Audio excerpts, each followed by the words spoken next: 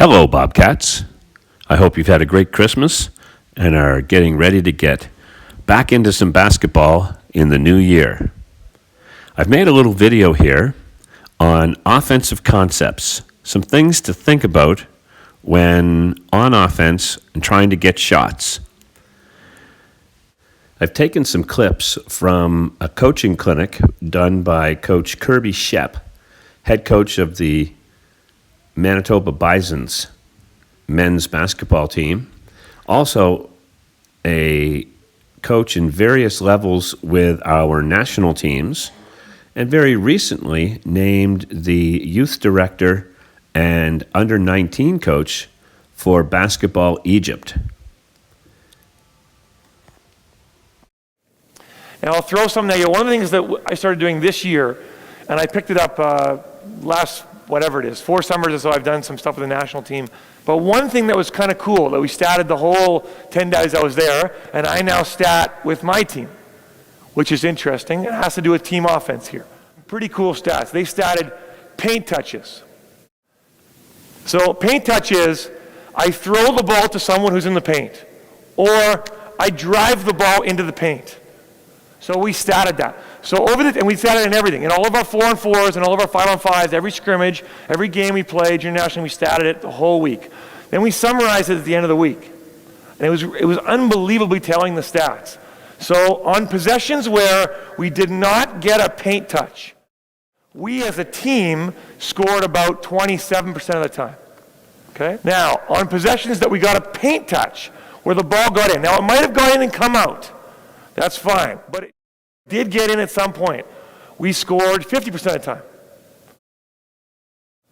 On possessions where we got 2 paint touches, where it came in, it came out, it went back in again, and it may have even gone back out again. You know what our percentage was scoring for the entire week?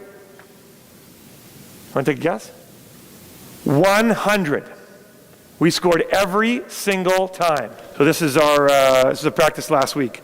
So we also stat how many sides the ball gets to. So if we just pass the ball to the wing, that's 1 side. If we pass the ball to the wing and comes to the other side, that's 2 sides. If we pass it and it gets reversed and someone drives it and skips it across, that's 3 sides. And we stat sides and paint touches. So this is our stats last week. When the ball didn't touch the paint and it only got to 1 side, we scored 22% of the time. When it touched the paint, we scored 54. When it got to 2 sides but no paint touch, we scored 57% of the time. When we touched the paint on those 2 sides, we scored 61. When we got to 3 and 4 sides of the floor, we scored 100% of the time. Good numbers. I pound this into our players' heads every day, every day, every day, every day. And I always like to ask the question, why do players shoot shots? There's lots of reasons. Hopefully it's because most of the time because you think, I can make that one.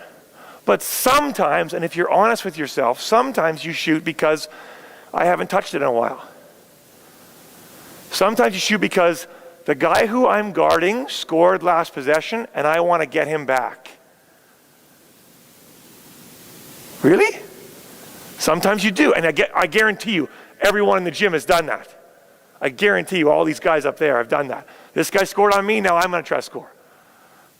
Right? Sometimes, I'm hot. I just made a shot, so I have to shoot the next time I touch it. Right?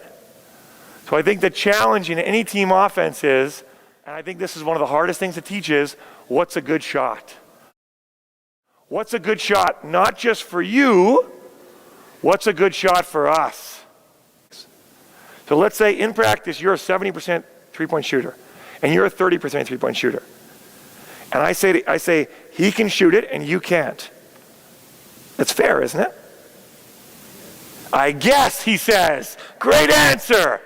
Because that's what players think, I guess.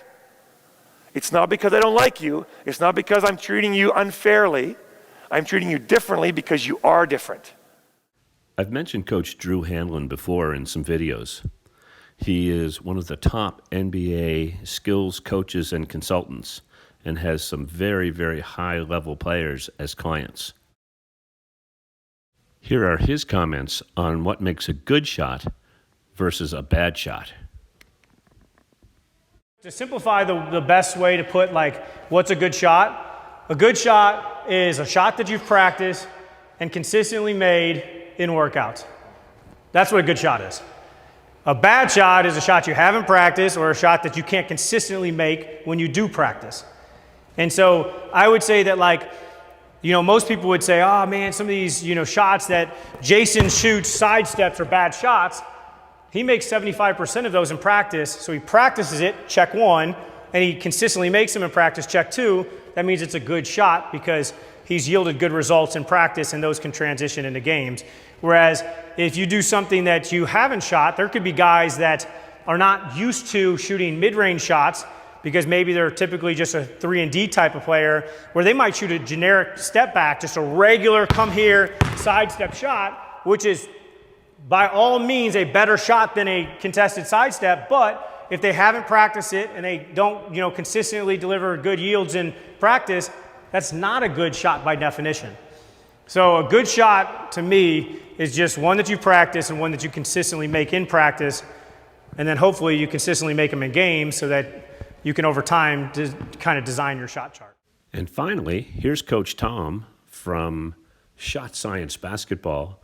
He's going to give you a really good checklist for shot selection. Have a listen.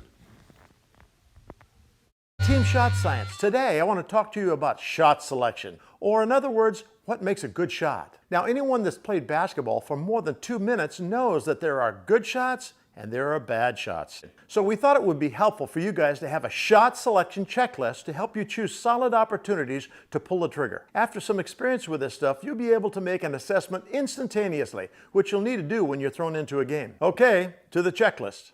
First thing you want to ask yourself is this shot in my range? If you spend enough time working on your shot, you'll be well aware of your consistent shooting range or the areas on the court you're confident you can sink the shot. If you ask this question and are outside of that range, then you should generally pass on that opportunity and try to generate a better look. The next question on the checklist to ask yourself is, am I being contested? Obviously, shooting is a whole lot easier when you don't have a defender breathing down your neck. So it's safe to assume that an open shot will have a better chance of going in than one that's contested by an opponent. If you have to fade away or rush a shot because of a closing defender, it's safe to assume that this is probably not the best situation to make an attempt. The next question is this a high percentage shot? Are you shooting a fadeaway or a super long bomb? Those are particularly low percentage shots. You really want to select shots that have the highest potential to go through the hoop. It might be exciting, but you don't get extra points for how spectacular the shot looks. High percentage shots get you points and more of them. Next question on the checklist is, do I have the best look at the basket right now, or does a teammate?